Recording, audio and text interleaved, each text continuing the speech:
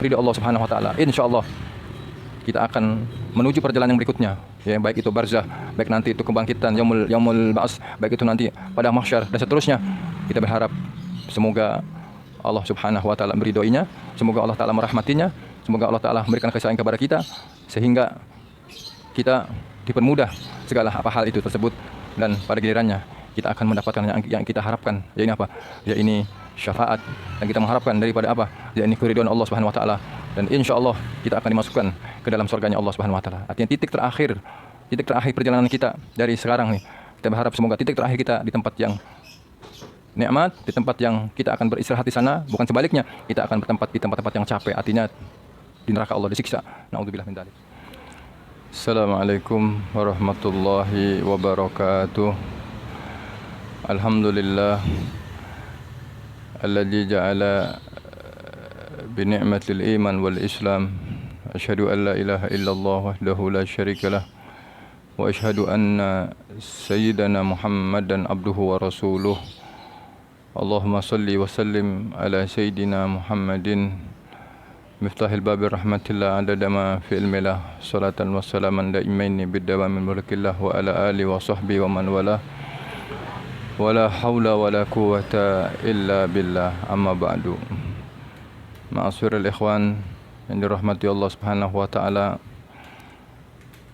Pertama-tama mari kita panjatkan puji syukur kehadirat Allah Subhanahu wa taala, yang mana Allah Subhanahu wa taala yang telah memberikan karunia nikmatnya kepada kita semua. Tak lupa salawat teriring salam tercurah kepada junjungan kita baginda Nabi besar Muhammad sallallahu alaihi wasallam beserta para keluarganya, para sahabatnya, dan para pengikutnya yang senantiasa istiqomah mengikuti perjalanannya ila yaumil qiyamah.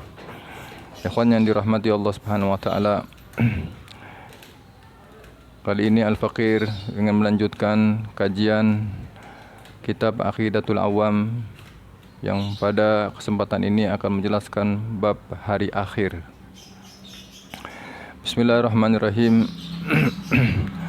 Qala sahih mu'allif rahimallahu ta'ala wa adama nafa'ana bih wa bi ulumikum fid daraini amin. Imanuna bi yaumil akhirin wajib wa kullu ma kana bihi minal azab. Yang artinya keimanan kita terhadap hari akhir adalah wajib. Begitu juga pada kejadian atau pada semua kejadian di dalamnya yang menakjubkan. Di dalam syarahnya ini dijelaskan bahwa kembali menekankan setiap mukallaf, baik laki-laki maupun perempuan, meyakini keberadaan hari kiamat dan segala peristiwa atau kejadian yang bakal terjadi. Sebagaimana Allah Ta'ala berfirman, laisal birru an tuwallu wujuhakum qibalal masyriqi wal maghribi walakinnal birra man amana billahi wal yaumil akhir. Yang artinya, bukanlah menghadapkan wajahmu ke arah timur dan barat itu suatu kewajiban, akan tetapi sesungguhnya kewajiban itu ialah beriman kepada Allah Subhanahu wa taala dan beriman kepada hari akhir. Adapun peristiwa atau kejadian yang terjadi pada hari akhir atau hari kiamat nanti adalah sebagai berikut. Yang pertama adalah al-barzakh. Yang maksud dengan barzakh di sini adalah alam di antara dunia dan akhirat. Jadi tengah-tengah. Barzakh itu diibaratkan oleh para ulama seperti kayak karantina. Atau nama lain atau boleh dinamakan barzakh itu adalah alam kubur. Jadi semua manusia pada saat ini yang telah meninggalkan dunia yang fana ini sementara berkumpul di alam barzakh atau di alam kubur. menunggu datangnya hari kebangkitan. Ya. Jadi ini alam barzakh ini adalah alam yang posisinya antara baina dunya wal akhirat, adanya tengah-tengah. Nah, tempat karantina, tempat menunggu, ya. Menunggu kapan? Menunggu datangnya hari kebangkitan. Sebagaimana Allah Subhanahu wa taala berfirman dalam Al-Qur'an, "Wa min waraihim barjahun ila yaumi yub'atsun." Dan di hadapan mereka ada barjah sampai mereka dibangkitkan. Yang kedua adalah pertanyaan kubur.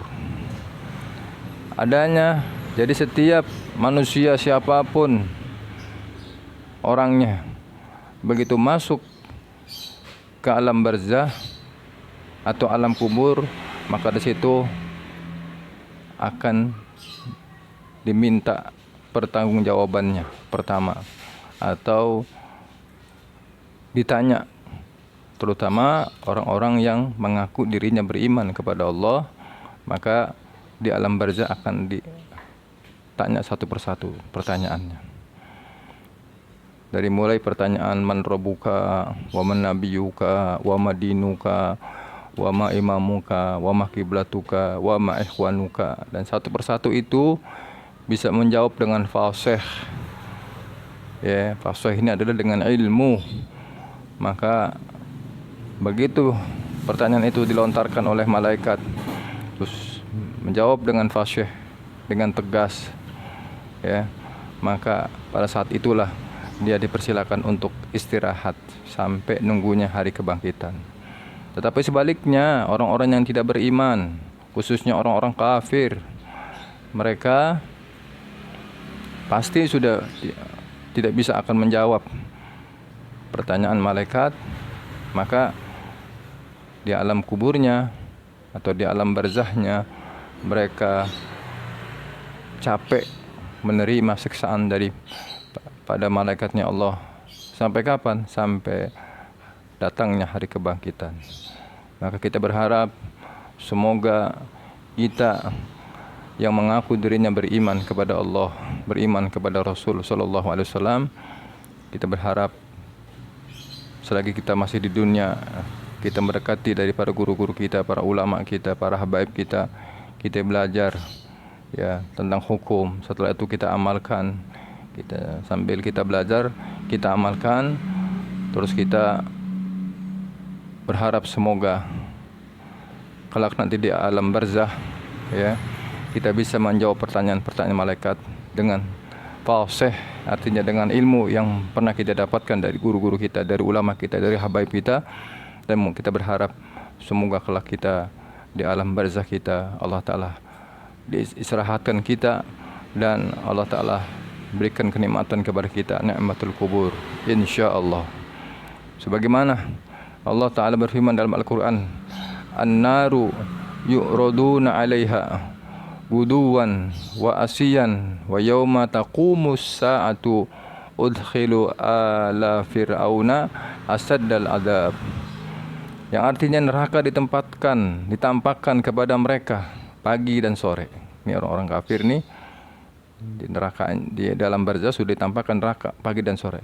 Dan pada hari terjadi kiamat, ya, atau hari diserukan kepada para malaikat, ya, yang mana malaikat menyerukan, masukkanlah Fir'aun dan kaumnya ke dalam azab yang sangat keras. Ini orang-orang kafir, ya, orang-orang yang tidak beriman. Begitu hari kebangkitan, lalu ada pengumuman, ya, dia akan dimasukkan ke dalam neraka-Nya Allah Ta'ala yang sangat dahsyat, yang siksaannya sangat keras. Semoga kita diselamatkan oleh Allah Subhanahu wa Ta'ala. Yang berikutnya adalah kebangkitan dari kubur, ya. Sebagaimana Allah Ta'ala berfirman, "Summa innakum yaumal qiyamati tub'asun." Kemudian sesungguhnya kamu sekalian akan dibangkitkan dari kuburmu di hari kiamat atau pada hari kiamat. Yang keempat adalah padang mahsyar. Mahsyar adalah suatu tempat dikumpulkannya semua manusia semenjak Adam sampai masa yang akhir. Tentang keadaan manusia yang berada di mahsyar itu sangat sulit sekali disifati atau diceritakan. Cuma Nabi SAW menjelaskan di dalam sebuah hadis bahwa mereka dalam keadaan telanjang, kata Nabi. Pokoknya semua orang yang ada di pada mahsyar itu dalam keadaan gelisah, menginginkan cepat-cepat menerima keputusan dari Allah Subhanahu wa taala, ya, tentang apakah kami ini masuk neraka ataukah kami ini masuk ke dalam surganya Allah Subhanahu wa taala. Jadi manusia itu masing-masing pada mahsyar itu bergelisah, kira-kira kami ini masuk ke dalam neraka atau ke dalam surganya Allah Subhanahu wa taala. Ya, kita berharap semoga Allah taala masukkan kita ke dalam surganya Allah Subhanahu wa taala. Lalu yang kelima adalah syafaat. Syafaat adalah meminta pertolongan kepada orang lain yang lebih dekat kepada Allah, yang menjalankan hukum-hukum Allah. Adapun orang-orang yang dapat memberikan syafaat di hari kiamat nanti hanyalah di antaranya para nabi, para ulama dan para syuhada. Sebagaimana Nabi SAW bersabda, "Yasfa'u yaumal qiyamatis salasatun al-anbiya, summal ulama, summas syuhada." Nah, artinya pada hari kiamat nanti ada 3 golongan yang memberi syafaat. Yang pertama adalah golongan para nabi, yang kedua adalah golongan para alim ulama, yang ketiga adalah golongan para syuhada. Mereka lah yang kelak akan memberikan syafaat. Maka dari itu ayo, kita sekarang di zamannya ulama, maka kita jangan jauh dari ulama, apalagi kita membenci daripada ulama. Kenapa? Karena nanti ulama itu yang akan mensyafaati kita. Kalau ulamanya kita sudah, ulama sudah memberikan syafaat kepada kita, insya-Allah Nabi kita Muhammad SAW akan memberikan syafaat kepada kita. Yang keenam adalah yaitu hisab.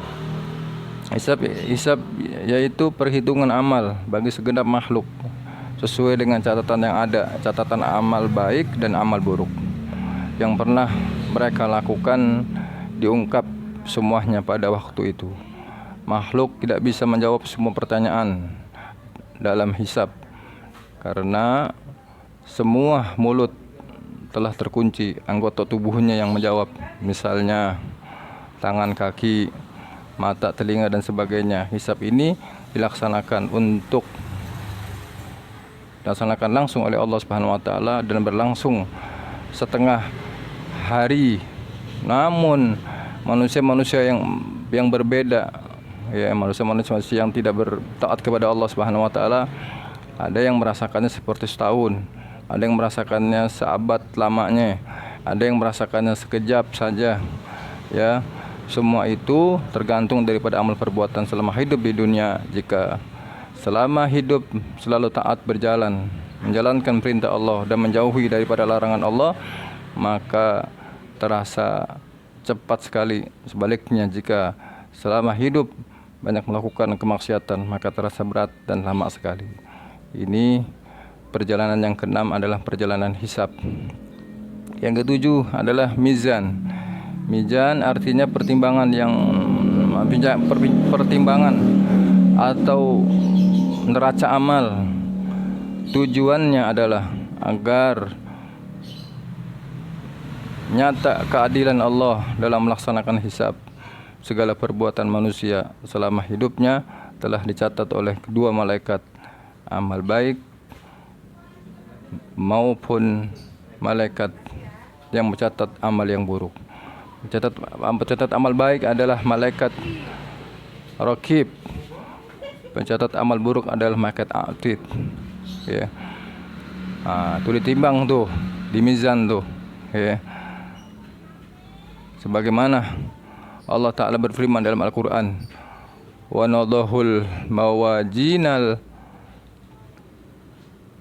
qista liyaumil qiyamati fala tudlamu nafsun say'an wa in kana misqala habbatin min khardalin ataina biha wa kafa bina hasibin. Yang artinya kami akan memasang timbangan yang tepat pada hari kiamat, maka tiadalah dirugikan seseorang barang sedikit pun. Dan jika amalan itu hanya seberat biji sawi pun, pasti kami mendatangkan pahalanya.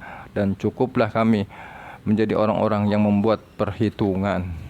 Di dalam ayat yang lain Allah Ta'ala berfirman, fa amma man saqulat mawazinuhu fa huwa fi 'isyatir radiyah wa amma man khaffat mawazinuhu fa ummuhu hawiyah wa ma adraka ma hiya narun hamiyah.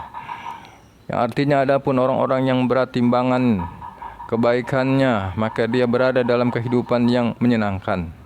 Dan adapun orang-orang yang ringan timbangannya kebaikannya, maka tempat kembalinya adalah neraka hawiyah. Tahukah kamu apakah neraka hawiyah itu? Yaitu api yang sangat panas yang menyala-nyala. Ini mizan, ya. Yang kedelapan adalah asyirat. Sirat adalah suatu jembatan atau titian yang diletakkan di atas jurang neraka jahanam. Diriwayatkan sesungguhnya bahwa sirat itu lebih kecil daripada sehelai rambut dan lebih tajam daripada mata pedang.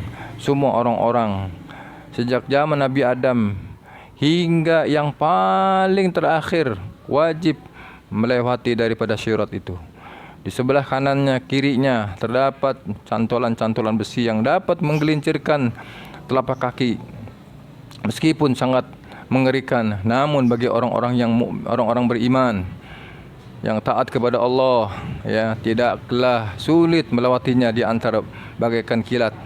Ada yang seperti kuda lari, ada yang pelan-pelan. Semua itu tergantung amal perbuatannya seketika masih hidup. Adapun orang-orang kafir dan orang-orang beriman yang suka bermaksiat mesti tergelincir, terpeleset dan jatuh ke dalam jurang neraka jahanam di bawah surat itu. Sebagaimana Allah Ta'ala berfirman, wa im minkum illa wariduha kana ala rabbika khatmam maqdiyan summa nunzil ladzina taqau wa nadarud zalimina fiha jisiyan.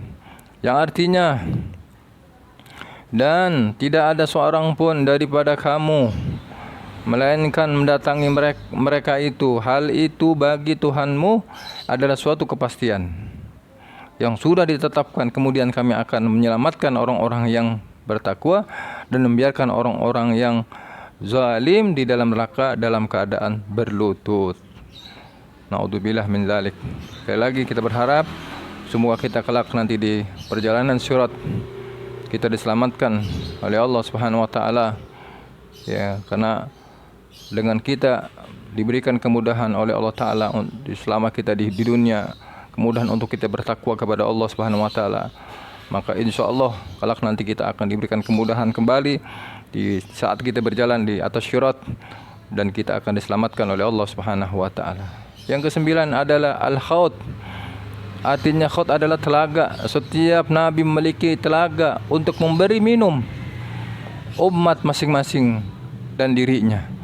Sebagaimana Rasulullah SAW bersabda, inna likulli nabiyyin khawdan wa annahum yatabahawna ayyuhum akhsara waridatan wa inni arju an akuna akhsaruhum waradih.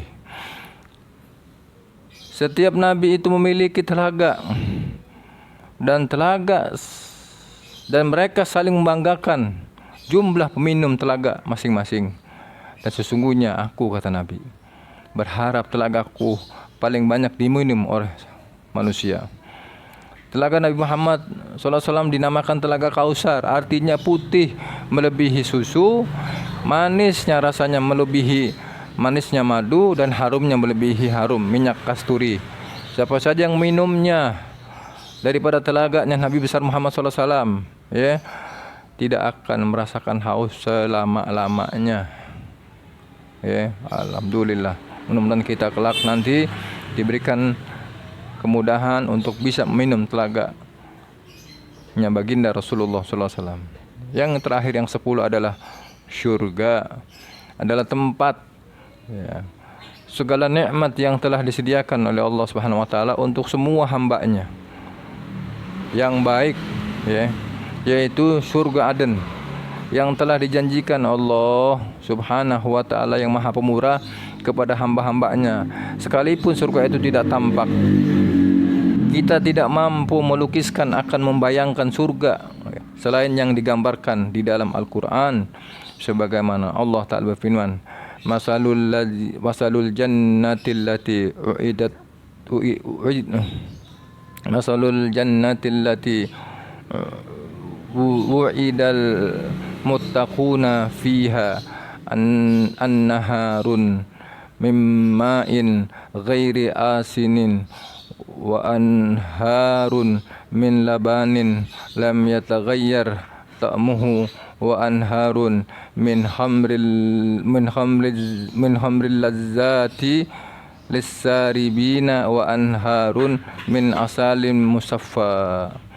Yang artinya perumpamaan ya, penghuni surga yang dijanjikan kepada orang-orang yang takwa, yang di dalamnya ada sungai-sungai dari air yang tiada berubah rasa dan baunya, sungai-sungai dari air susu yang tiada berubah rasanya, sungai-sungai dari khamar yang lezat rasanya bagi peminumnya, dan sungai-sungai dari madu yang disaring. Orang yang masuk ke dalam surga itu hanyalah orang-orang yang menyembah Allah Subhanahu wa taala sebagai Tuhannya dan takut kepadanya serta berbuat baik kepada sesama manusia.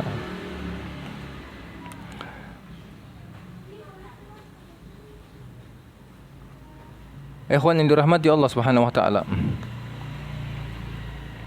di sini dijelaskan keterangan daripada surga adalah surga itu mempunyai beberapa tingkatan. Dalam hadis baginda Rasulullah SAW menyebutkan sesungguhnya di surga itu ada 100 tingkatan yang disediakan oleh Allah Subhanahu wa taala untuk para pejuang di jalan Allah Subhanahu wa taala. Maka jika engkau memohon kepada Allah, maka mohonlah surga Firdaus. Hadis riwayat Bukhari wa Muslim.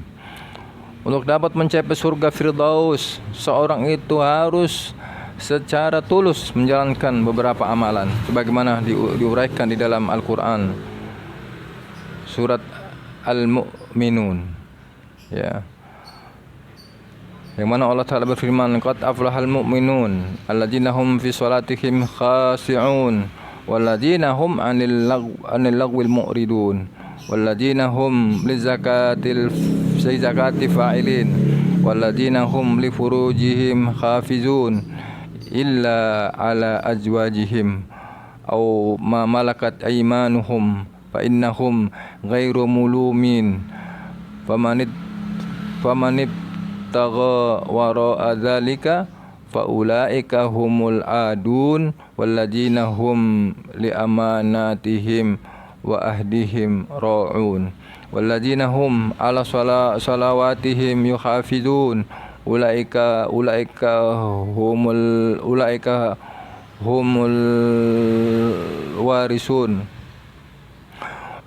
humul warisun alladzina yarisuna al-firdausa wa hum fiha khalidun. Sesungguhnya beruntunglah orang-orang yang beriman, yaitu orang-orang yang khusyuk dalam salatnya dan orang-orang yang menjauhkan diri dari perbuatannya yang tiada berguna, dan orang-orang yang menunaikan zakat, dan orang-orang yang menjaga kemaluannya kecuali terhadap istri atau budak yang mereka miliki. Maka sebenar-benarnya mereka dalam hal ini tiada tercela. Barang siapa yang mencari yang dibalik ini, maka mereka itulah orang-orang yang melampaui batas dan orang-orang yang memelihara amanat dan janjinya, serta orang-orang yang memelihara salatnya. Mereka itulah para pewaris surga Firdaus, mereka kekal di dalamnya. Ikhwan yang dirahmati Allah Subhanahu wa taala, yang ke-11, maaf tadi kurang satu, yang 11 adalah neraka. adalah tempat yang telah dipersiapkan oleh Allah Subhanahu wa taala untuk penyiksa orang-orang yang durhaka kepada Allah. Sebagaimana Allah Ta'ala berfirman, yauma ta'ti la takallamu nafsun illa bi'idnihi faminhumus saqi wa sa'idun fa ammal ladzina saqau fa finnar lahum fiha zafirun wa sahiq khalidina fiha ma damatis samawati wal ard illa ma syaa rabbuka inna rabbaka fa'allul lima yurid wa amal ladina su'idu fa fil jannah khalidina fiha ma damatis samawati wal ard illa ma syaa rabbuka ata'an ghairu majdud, yang artinya dikala datang hari kiamat itu tidak seorang pun yang berbicara melainkan dengan izin Allah. Maka di antara mereka ada yang celaka dan ada yang bahagia. Adapun orang-orang yang celaka maka tempatnya di dalam neraka. Di dalamnya neraka. Di dalamnya mereka mengeluarkan dan menarik napas dengan merintih kesakitan. Mereka kekal di dalamnya selama ada langit dan bumi, kecuali jika Tuhanmu menghendaki yang lain. Sungguhnya Tuhanmu maha pelaksana apa yang Dia kehendaki. Adapun orang-orang yang berbahagia, maka tempatnya di dalam surga. Mereka kekal di dalamnya selama ada langit dan bumi, kecuali jika Tuhanmu menghendaki yang lain, sebagai karunia yang tiada putus-putusnya. Ikhwan yang dirahmati Allah Subhanahu wa taala, perjalanan hari akhir yang sudah dijelaskan di dalam syarah kitab Aqidatul Awam ini ternyata tidak mudah. Ada 11 perjalanan. Yang 11 perjalanan ini kalau kita membacanya saja sudah sangat rumit, apalagi kita melaksanakannya. Tetapi serumit apapun, kalau kita taat kepada Allah Subhanahu wa taala, karena kita senantiasa berharap kepada Allah yang Maha Pengampun, kita berharap kepada Allah yang Maha Rahman, mengharap kepada Allah yang Maha Rahim, Pengasih. Dengan kita melaksanakan perintah Allah dengan sesungguh hati, dengan senang hati, dengan menanamkan kecintaan kita kepada Allah dan tidak ada paksaan suatu apapun, dan mengikuti anjuran daripada kekasih Allah, yakni baginda Rasul sallallahu alaihi wasallam, maka insyaallah perjalanan yang sangat panjang, 11 perjalanan. Kita baru mengalami perjalanan yang pertama, dunia. Belum nanti mengalami, sebentar lagi kita akan mengalami barzah. Kalau selama hidup di alam dunia mungkin kita bercapai-capai ria. Bercapai dalam arti kita beribadah kepada Allah, taat kepada Allah, mensyukuri atas nikmat-nikmat Allah, bersabar atas apa yang telah diberikan oleh Allah, baik itu senang maupun susah. Lalu tidak berubah ketaatan kita kepada Allah siang malam, terus kita bertaat kepada Allah, baik di dalam kita melaksanakan ibadah mahdhah kita wajib maupun ibadah ghairi mahdhah, sunnahnya, baik thalabul ilminya, baik silaturahminya, baik banyak lagi yang terus kita kerjakan, hanya berharap ridha Allah Subhanahu wa taala. Insyaallah kita akan menuju perjalanan yang berikutnya, baik itu barzah, baik nanti itu kebangkitan yaumul ba'ats, baik itu nanti padang mahsyar dan seterusnya. Kita berharap semoga Allah Subhanahu wa taala meridhoinya, semoga Allah taala merahmatinya, semoga Allah taala memberikan kasih sayang kepada kita sehingga kita dipermudah segala apa hal itu tersebut, dan pada gilirannya kita akan mendapatkan yang kita harapkan, yaitu apa? Yaitu syafaat, dan kita mengharapkan daripada apa? yakni keridhaan Allah Subhanahu wa taala, dan insyaallah kita akan dimasukkan ke dalam surganya Allah Subhanahu wa taala. Artinya titik terakhir perjalanan kita dari sekarang nih. Kita berharap semoga titik terakhir kita di tempat yang nikmat, di tempat yang kita akan beristirahat di sana, bukan sebaliknya kita akan bertempat di tempat-tempat yang capek, artinya di neraka Allah disiksa.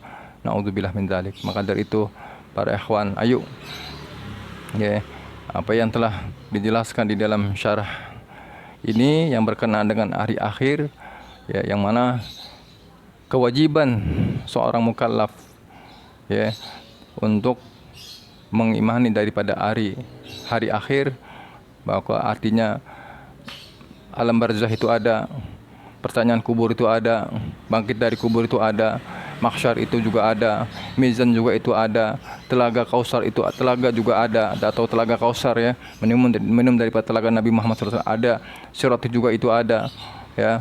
Nanti maka semua itu apa yang kita dapatkan, apa yang kita inginkan daripada apa yang kita akan dapatkan, kita berharap semoga semua itu adalah kita di dalam ketentuan Allah Ta'ala, ketentuan yang baik ya, sebagaimana ud'uni astajib lakum, berdoalah kalian wahai hambaku dan aku akan istijab, aku akan ijabah apa-apa yang telah ditentukan di dalam ilmuku. Semoga apa yang keinginan kita berharap mendapatkan rahmat Allah dan ridha Allah, mudah-mudahan rahmat dan ridha tersebut bisa kita raih dan dibarengi dengan ketentuan Allah, dengan iradat Allah Subhanahu wa taala, dan pada gilirannya kita akan di akhir perjalanan kita ini dalam keadaan baik, di tempat yang baik, di surganya Allah Subhanahu wa taala, kumpul bersama para kekasihnya Allah, syuhada, salihin, anbiya wal mursalin, insyaallah. Amin ya rabbal alamin. Demikian apa yang saya dapat sampaikan daripada kajian kitab Aqidatul Awam ini. Mudah-mudahan manfaat, khususnya untuk diri Al-Fakir pribadi, umumnya untuk para ikhwan sekalian. Kurang lebihnya mohon maaf. Allahumma fiqil aqamut thariq. Wassalamualaikum warahmatullahi wabarakatuh.